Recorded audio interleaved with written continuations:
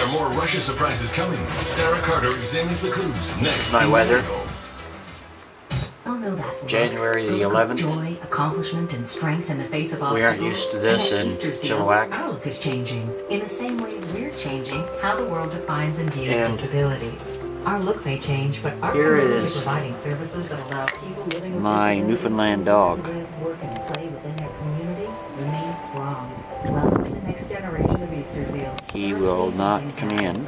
Well, I could force him in, but I couldn't. There he is.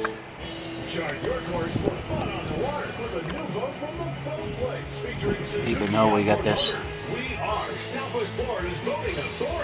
blizzard going on.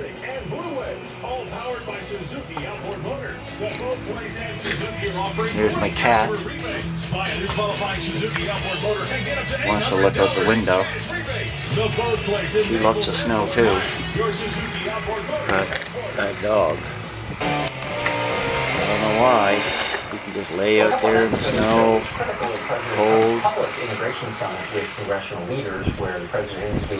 Oh well, nothing I can do about it.